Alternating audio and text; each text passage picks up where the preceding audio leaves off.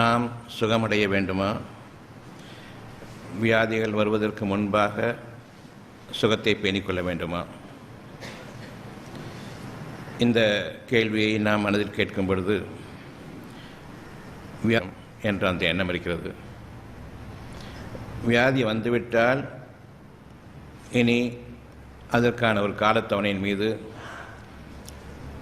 நம்பிக்கையை கொண்டு பொறுமையை மேற்கொள்ள வேண்டும்.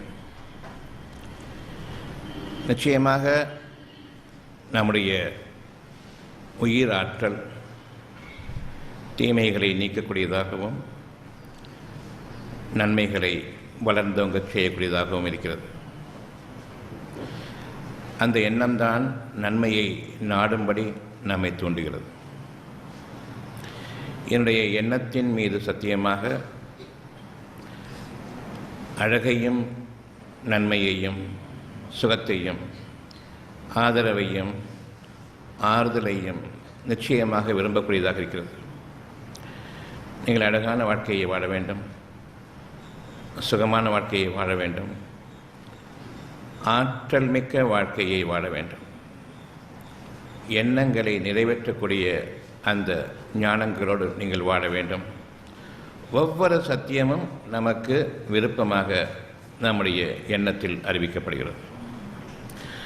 அந்த எண்ணத்தில் அறிவிக்கப்படுகிறது என்று கூறும்பொழுது வாய் வார்த்தைகள் மூலமாக காதுகளில் ஒலித்து பிறகு மூளைக்கு சென்று பிறகு அறிந்து அப்புறம் உள்ளத்தில் ஒரு எண்ணமாக இல்லை, உள்ளத்திலேயே தானாக சுயம்புவாக உருவாகிறது.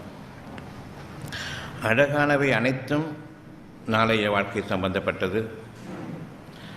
அதில் உங்களுக்கு எந்த விதமான ஆற்றலும் கிடையாது. சுகமாக வாழ வேண்டும் என்று நீங்கள் விரும்பும் பொழுது உங்களுக்கு அந்த ஆற்றல் கிடையாது.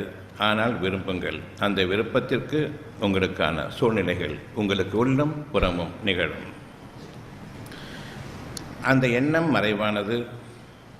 சுகம் என்ற அந்த உணர்வு வெளிப்படையான தோற்றம் கொண்டிருக்கக்கூடிய ஒரு பொருள் அல்ல, அது அருள்.